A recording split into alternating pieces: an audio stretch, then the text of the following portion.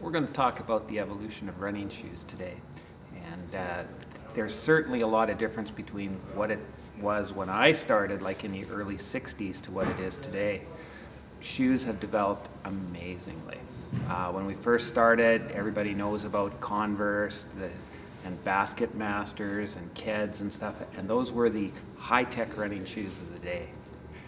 And they basically consisted of a rubber outer sole, a sponge rubber insole, a little bit of a foam arch cookie, and that was about it. Sometime in the early 70s, we started working with a material called EVA, which is ethylene, vinyl, and acetate. And that kind of revolutionized the type of running shoes to what we even see today, sort of thing, because we're basically using the same type of material, but we're using it in different forms. EVA revolutionized running shoes. EVA, the gas is ethylene, V is the vinyl, the stuff that we actually see, and acetate is the glue that holds it all together. And originally what they would do was they would mix all three of the things together and have a big cake pan, and then they'd get a cookie cutter to midsole shape, and they'd splice each one. There was inconsistencies in the material, there was sometimes bigger bubbles than others, sort of idea, and it was a hit and miss thing for many, many years until they started actually taking that material and injecting it into a mold. And under pressure, when you inject it under a mold, there's a lot more consistency, but there's also different hardnesses that we can adjust in the shoe, not only for dual densities sort of idea, and that's a science in itself, to different densities on the inside compared to the outside of the shoe to slow down the rate that your foot comes to center so that you're in a more 90-degree neutral position as you're moving forward. The science of the different densities, whether you put it on the bottom for extra shock absorption, whether you put it on the top because of the force of coming down on top of the material, that's dependent on the comfort of the user and depends on the flavor of the year sort of idea, because these companies, they keep changing it depending on what the demands are in the marketplace.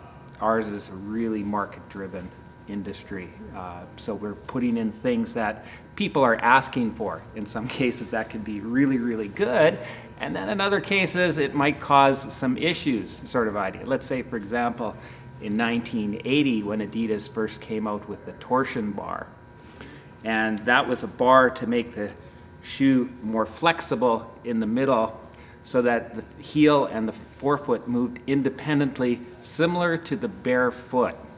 Now, we went through a barefoot phase between 2011 and 2013, which was kind of interesting. It was bringing back the old into the new.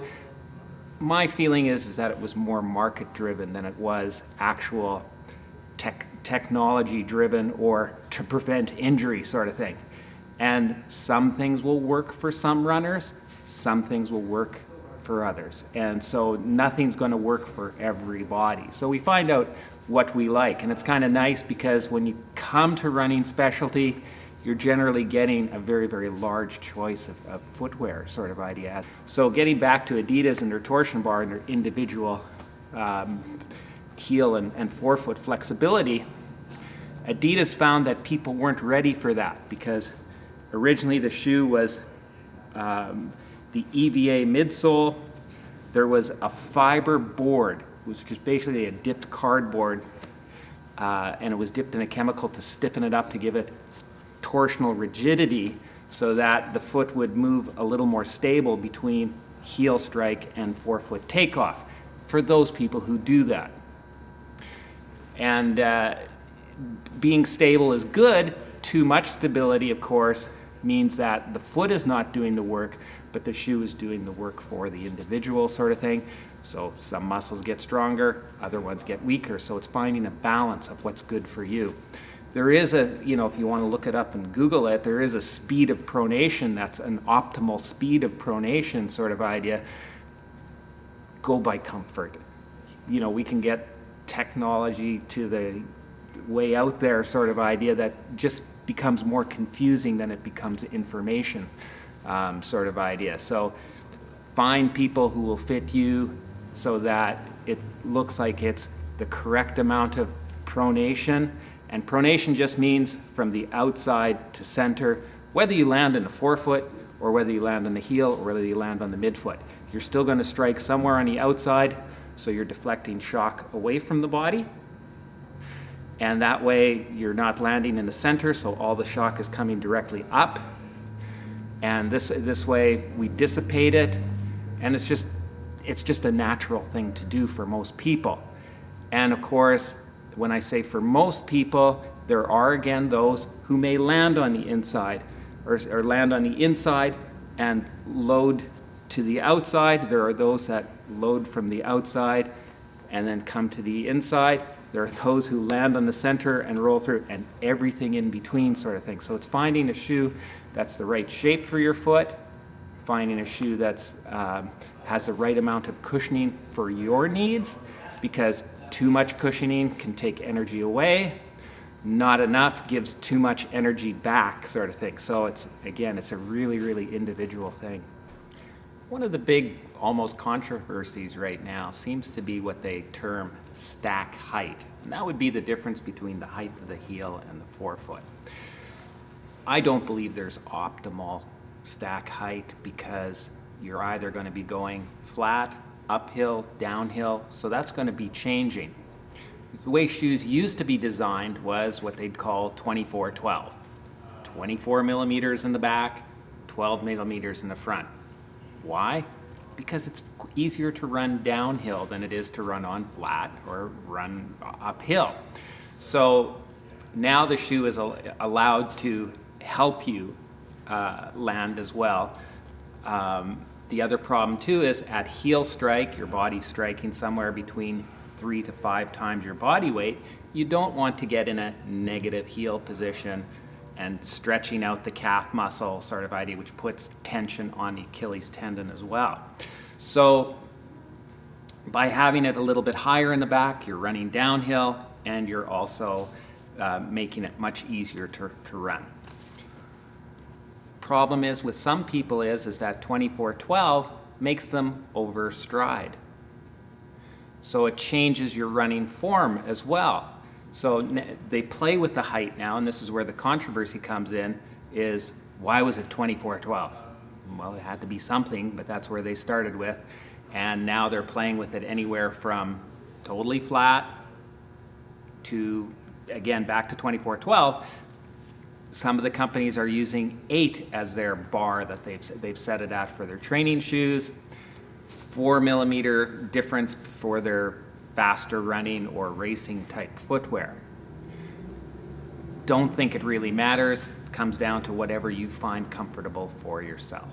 I'd like to talk a little bit about the extremes in running shoes, I guess, because we talked a little bit about stack height. You have shoes that are totally level to the ground, that have a minimal amount of cushioning, shock absorption sort of idea, and your foot has to do a lot of the work. That can be a good thing depending on the type of runner or what you're trying to accomplish with your training. There's no doubt there's something like 26 bones in the feet, 112 muscles, tendons, and ligaments that need some exercise at one point in it or another. And shoes that add the compression around the foot, add the extra arch support, heel stability, and do a lot of the shock absorption for you, don't allow the foot to go through its full range of motion. Anything that doesn't get used gets weaker. We've realized, I was earlier talking about the Adidas torsion bar that made it more free. Because the feet weren't used to it, people got injured. So then we went 180 degrees the opposite way, and we really stiffened it up, and we sold people on the fact that it was more stable because it got people quicker from the heel to the forefoot in a more stable position. But again, the shoe was forcing the foot to do something that maybe it didn't want to do. and people got injured. So we had to find stuff in the middle for some people and something more supportive for some people, something with zero support for others. And there's everything in between. Now we have on the market what we could term zero gravity shoes. Those shoes that have a maximum amount of cushioning in the heel and the forefoot, but still have a 4 mil drop. So it acts almost like a barefoot shoe, a little bit of a heel lift so we don't completely compress and get into that negative heel situation.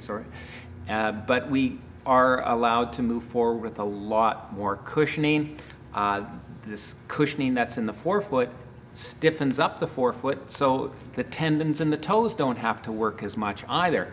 And this is good for some people who have some metatarsal problems on the feet, that any sort of flexibility irritates the bottom of the foot, and that stiffness just helps the foot move quicker through without that irritation. I guess in order to wrap it up and not go on infinitum and into the politics of the athletic footwear industry sort of thing, we should talk about what's going to work best for you. And I think you have to try on a variety of different shoes to not only see what works, but what doesn't work and why it doesn't work.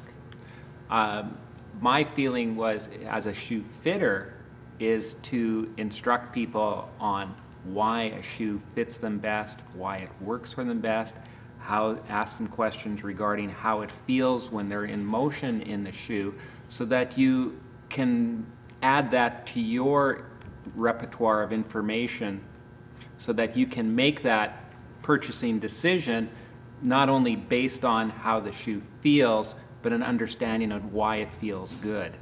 People talk about that awe moment of wearing a running shoe, but they never quite understood what the awe moment was about. And generally it's when a shoe fits, when it works with the mechanics of the way your foot moves in a more natural position to you, and it fits and wraps around your foot evenly, and your foot is nicely centered in the shoe, not hanging off one side, not in a 90-degree position from the inside. And that, again, comfort is the big part, but it's to know why it's comfortable. And as I say, when your foot is centered in the shoe, when your foot feels like it's at 90 degrees, when it feels like it's moving in a very natural position, and you'll be able to feel the speed of pronation as you try on different shoes.